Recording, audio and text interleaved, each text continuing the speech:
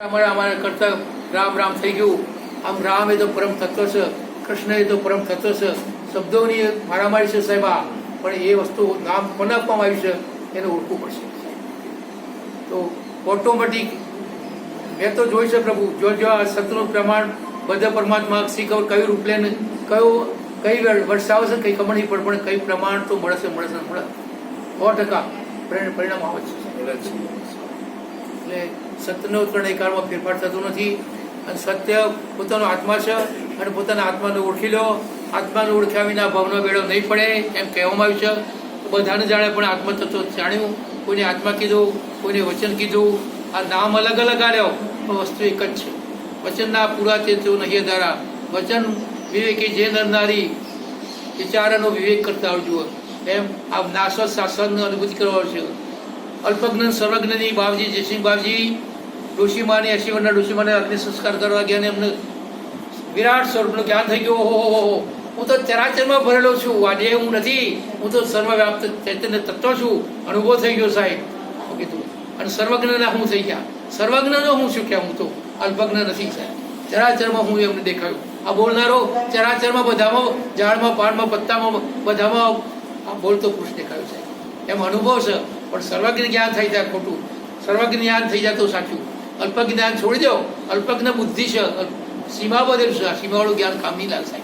સર્વવ્યાપ્ત છે, સર્વ જગાએ છે, કોઈ જગા ખાલી નથી. આ દેશ પ્રદેશ નહીં, અમેરિકા આફ્રિકા એવું નથી સાહેબ. સર્વ જગાએ અજવાળું છે જ, અજવાળું જ છે સાહેબ. પણ અંધારું તો છે નહીં. અજ્ઞાને અંધારું હતું, અજ્ઞાન હટી જાય તો જ્ઞાન જ છે બધે. જોઈએ તો આ ચેતન પુરુષ ઊંઘી જાય તો રોમ બોલો ભાઈ રોમ, રમ કે રોમ બોલો ભાઈ રોમ. કેમ ભાઈ આખે આ ઊંઘી ગયું, આ પ્રાણ છૂટી ગયા, પણ એ ક્યાં ગયો હતો પછી તો નહીં બોલી શકી છે. જો એની આશા મન હતું તો લઈ જાય. મન આ જન્મ બંધનું કારણ મન જ છે સાહેબ.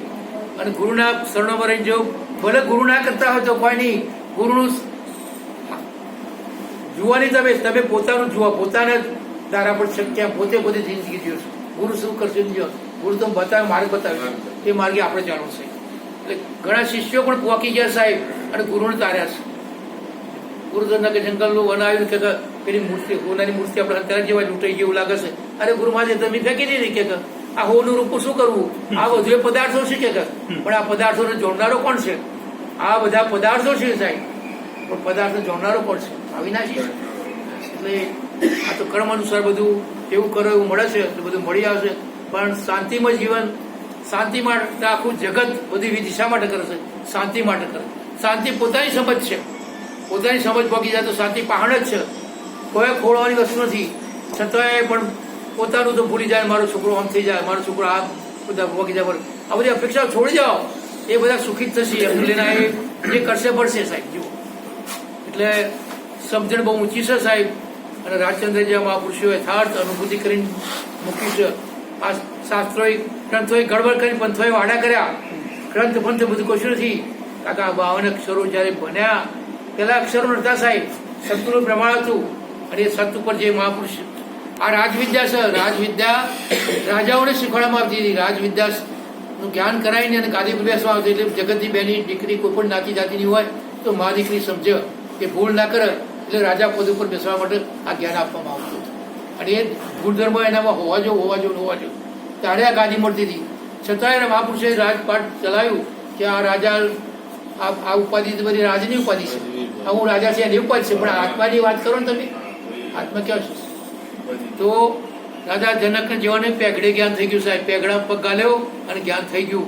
આ જ્ઞાન તો સરળ છે સાહેબ, પણ શબ્દોમાં બધી ક્રિયામાં બહુ ભૂલ પડે છે. અક્રિય વસ્તુ છે, ઠસોઠસ છે, આનંદ ઘન છે, કોઈ જગા ખાલી નથી પરમાત્મા. નહીં તો આ બધું સૃષ્ટિમાં બધા જાણ પાણ બધા રીતના આધાર છે, એનો જ આધાર સાહેબ. પણ બહુ ઉપર જ ફૂટે છે અને ઉપર જ ઉઠે છે. બધા ઉપર જ ઉઠે છે ભાઈ, ઉપર જ છે. પણ ઉપરની જેવું કશું નથી. સર્વવ્યાપક આખું અનંત એક જ છે. એક સાથે સબ સદી એકની અનુભૂતિ થઈ જશે તો સમાધાન થઈ જશે. જરાય મનને આ દેહ છોડવાનું થાય તો કશામાં મન રાખવું નહીં. પરમ ચૈતન્ય તત્વમાં હું જરા મન અવિનાશી છું, હું ચેતન તત્વ છું. આ તો બોલવાની વિષય નથી. આ સમજણ વળી પાકી થઈ જાય તો મરવાનું કોણ છે? વળી પરિવર્તન થાય છે. પણ 5 વિષયોમાં લાલ લપટાયેલો હોય તો જન્મ મરણ છ નહીં.